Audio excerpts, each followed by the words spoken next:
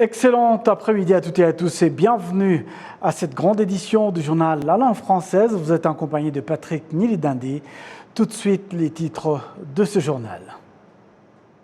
Audience au Parlement, la présidente de la Chambre des députés a reçu l'ambassadrice de l'Union européenne au Rwanda.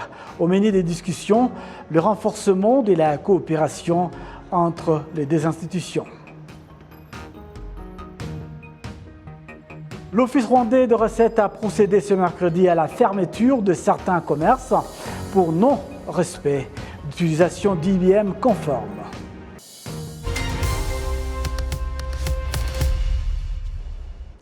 Encore une fois, bienvenue à toutes et à tous. L'Union européenne promet de continuer à appuyer les efforts du développement du Rwanda avec la réalisation de la vision 2050. C'est en tout cas la déclaration de Belen Calvo-Oyara, ambassadrice de l'Union européenne au Rwanda, à l'issue d'un entretien ce mercredi avec la présidente de la Chambre des députés au Parlement rwandais. Le point avec Jean-Damascène Manichim.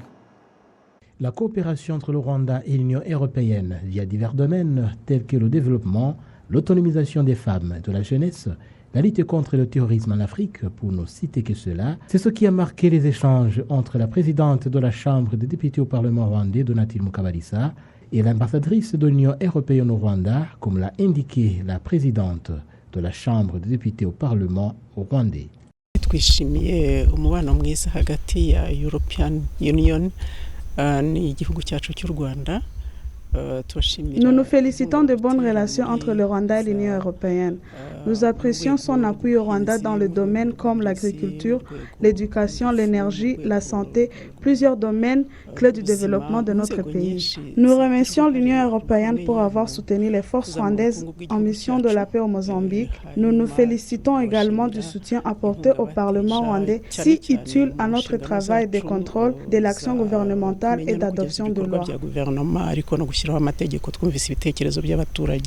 Même ton de satisfaction chez l'ambassadrice de l'Union européenne au Rwanda, qui qualifie les relations entre les deux parties de gagnant-gagnant. The European Union partnership with Rwanda, as I said, it's both at multilateral in the continent, but also at bilateral. Le partenariat entre l'Union européenne et le Rwanda, comme je l'ai dit, est multilatéral sur le continent, mais aussi bilatéral. Nous travaillons étroitement avec le gouvernement du Rwanda. Nous appuyons la vision 2050. Nous travaillons essentiellement sur l'éducation, sur la jeunesse et la technologie. Nous soutenons également une agriculture verte dans le pays.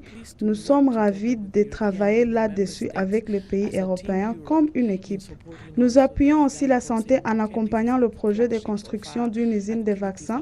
Nous continuerons à appuyer le développement, la jeunesse et l'entrepreneuriat, le climat des affaires et finalement, nous travaillons avec le ministère de la Justice et ses partenaires, l'organe de poursuite judiciaire et les services correctionnels. The Minister of Justice endeavors on and the different stakeholders, prosecution authorities, correctional services in the year to come.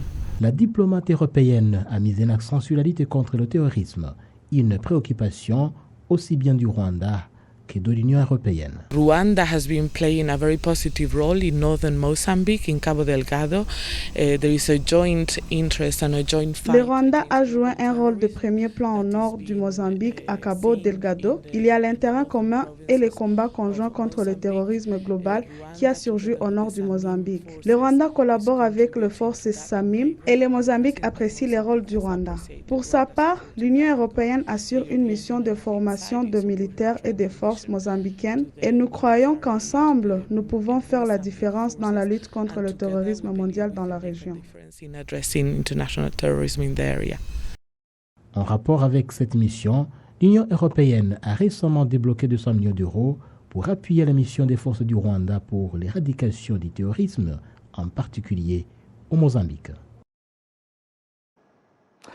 Les consommateurs de services hôteliers et clients des restaurants indiquent qu'au fil du jour, la prestation de services dans ce secteur s'améliore de plus en plus. Cette indication est faite au moment où, au troisième trimestre de cette année, la contribution de ce secteur au produit intérieur brut est en première position avec une augmentation de services à hauteur de 90%. Les détails avec Assim Missouf. Ce qui sollicite les services hôteliers indique que les infrastructures mises en place ont permis l'amélioration de l'octroi de services et de l'hygiène, même s'il y a encore des choses à perfectionner davantage. Ce n'est pas comme avant où l'on devait attendre un moment. Maintenant, ils viennent vous demander ce que vous voulez. C'est quelque chose que j'apprécie.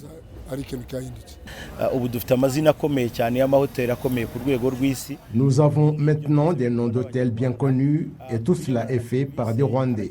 Et en ce qui concerne l'octroi de services, il reste encore beaucoup à faire en termes de formation professionnelle des prestataires de services. Les prestataires de services hôteliers estiment que les innovations permettant d'attirer des clients et des touristes qu'ils proposent sont parmi les facteurs qui entraînent leur développement et particulièrement la hausse de la qualité de leurs services.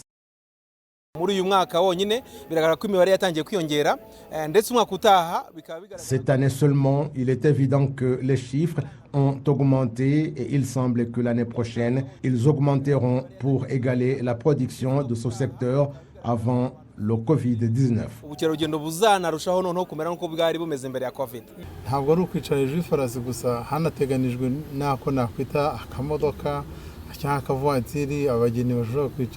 Il ne s'agit pas seulement de s'asseoir sur les chevaux, il y a aussi une voiture utilisée pour déplacer les jeunes mariés. Pendant leur déplacement, les hôtels et les restaurants reçoivent des clients. Le président de l'association de tourisme au sein de la Fédération rwandaise du secteur privé, Frank Gisha Mugisha, indique qu'après que la Covid-19 ait affecté ce secteur et qu'il ait obtenu un appui de la part du gouvernement, ils ont beaucoup travaillé et œuvré pour la visibilité de leur travail au niveau mondial. Nous connectons simplement les secteurs publics et privés au Rwanda, la communauté est-africaine et l'Afrique en général. C'est là que nous insistons sur le renforcement du secteur privé. Les hôtels et restaurants devraient renforcer les mesures pour fournir de meilleurs services. La part du secteur de services au produit intérieur brut total au troisième trimestre 2022 est de 47%. Le directeur général de l'Institut national des statistiques au Rwanda, Murangwa Youssouf, indique que si en général la production intérieure brute a augmenté, c'est grâce à la bonne qualité de service des hôtels et restaurants.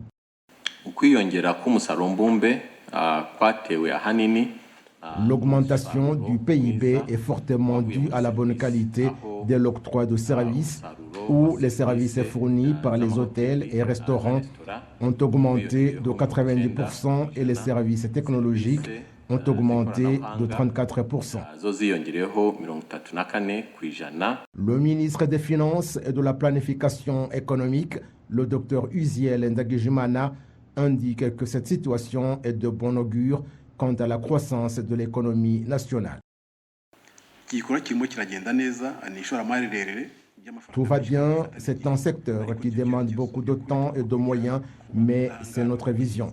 En fait, nous devons renforcer le secteur agricole ainsi que les mesures contre le changement climatique à la fois à court et à long terme. Au troisième trimestre 2022, le produit intérieur brut est de 3 583 milliards de francs rwandais par rapport à 2 758 milliards au troisième trimestre 2021. Certains agents du secteur de la santé expriment leur inquiétude par rapport aux jeunes qui ne comprennent pas l'importance de se faire dépister du VIH-Sida pour connaître leur état de santé afin d'éviter la propagation de ces virus au sein de la jeunesse, qui est donc l'espoir du pays. Éclairage avec Amandine Dukumasabo.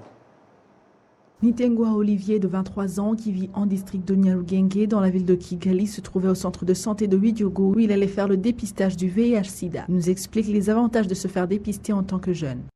Je voulais connaître mon état de santé afin de savoir comment je dois me protéger contre le virus si je suis négatif ou savoir comment je suis censé me comporter au cas où je serais séropositif.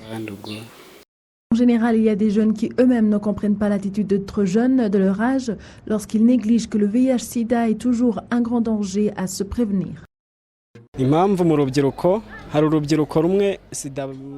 C'est dommage qu'il y ait des jeunes qui actuellement négligent le VIH-Sida. Certains ne prennent plus la peine de se protéger lorsqu'ils s'impliquent dans la prise de stupéfiants et perdent contrôle dans ce qu'ils font après.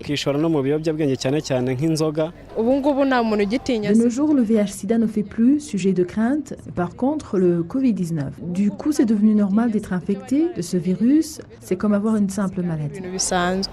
Le Centre biomédical du Rwanda, RBC en sigle et en anglais, montre que chaque année, 5000 personnes sont infectées par le VIH-Sida, dont un tiers de la catégorie de la jeunesse. Dr Remera Eric, un chercheur spécialiste du Centre biomédical du Rwanda, exhorte les jeunes à participer au service de dépistage du VIH-Sida pour connaître leur état de santé.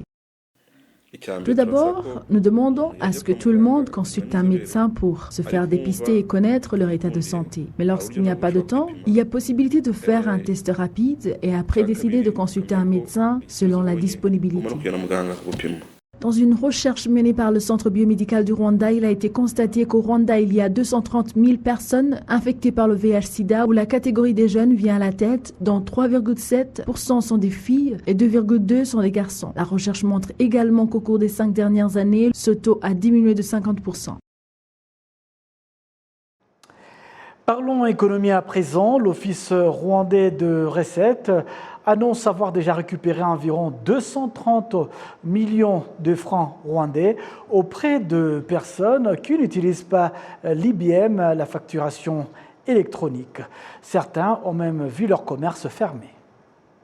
Certains acheteurs et commerçants disent qu'ils ont compris l'importance de demander et de donner la facture électronique IBM et ne pas le faire, c'est tout simplement un détournement de fonds publics. Cependant, certains commerçants vendent des marchandises sans donner des factures électroniques IBM. Depuis un certain temps, l'Office rwandais des recettes a entrepris une action consistant à démasquer les personnes exerçant une activité commerciale et qui ne délivraient pas de factures électroniques IBM, et ceux qui ont été attrapés admettent avoir commis une infraction. Le porte-parole de l'Office rwandais des recettes, Witonze Jean Paulin, indique que le fait de délivrer des factures électroniques IBM contribue à l'augmentation des taxes perçues et qu'ainsi aucun prétexte pour ne pas le faire n'est valable.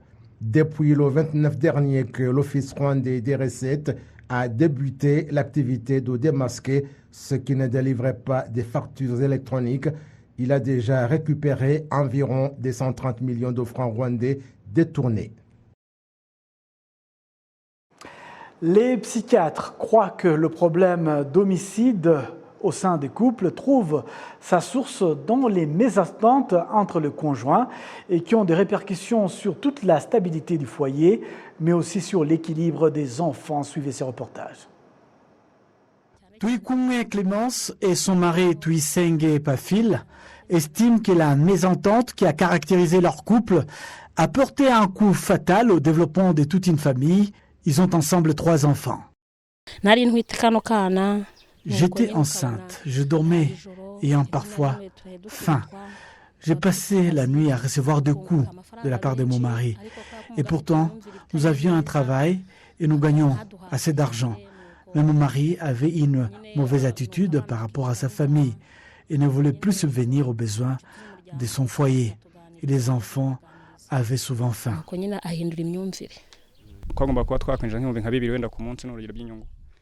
Nous étions censés faire entrer quotidiennement 2000 francs par jour. Au lieu d'acheter des produits de première nécessité, j'ai dépensé l'argent dans des bars. Au fait, nous n'étions pas censés être à ce niveau même où nous nous trouvons. C'est pourquoi je regrette d'avoir dépensé de l'argent pour des choses futiles. Aujourd'hui beaucoup plus stable, le couple voudrait s'unir au plus tôt devant l'officier d'état civil, grâce à l'aide des amis de la famille, vivant comme eux dans le village de Karubanda, en district de Kamonyi. Ils veulent désormais vivre ensemble en paix. Le chef du village, Claudine Nibarere, indique que s'il n'avait pas eu les amis de la communauté, les mésententes allaient s'amplifier au sein de ces villages jusqu'à l'irréparable. Nous constatons des résultats positifs car certaines familles qui étaient touchées se préparent désormais à se marier d'ici le 24 décembre prochain. Nous avons réalisé tout cela grâce aux amis de la communauté qui ont uni leurs efforts avec les résidents et les dirigeants pour faire une différence. Maintenant, l'attitude du grand public est en train de changer. Les statistiques de l'Office rwandais d'investigation RIB en sigle montrent que le mal est en train de se répandre dans tout le pays. Entre 2018 et juin 2021, 189 personnes ont été tuées par leur conjoint. Et entre juillet 2021 et juin 2022, 83 personnes ont été assassinées, parmi elles 57 femmes et 26 hommes. La présidente du Forum des femmes rwandaises parlementaires, l'honorable Mbakeshimana Chantal, attribue ces changements d'attitude aux prises de parole à la suite des campagnes de sensibilisation en cours.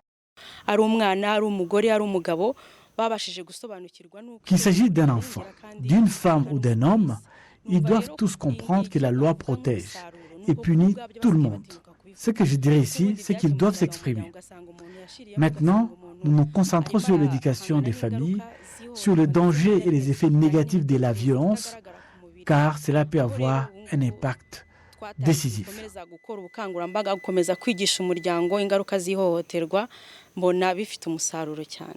Au niveau mondial, l'Office des Nations Unies contre la drogue et les crimes révèle qu'en 2021, plus de 80 000 femmes et filles ont été tuées par un membre de la famille, dont 45 000 tuées par un conjoint ou un partenaire intime.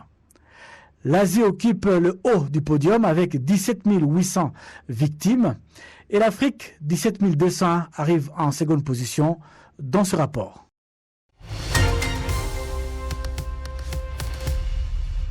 C'est donc tout pour l'actualité de cet après-midi. Excellente suite des programmes sur la télévision rwandaise.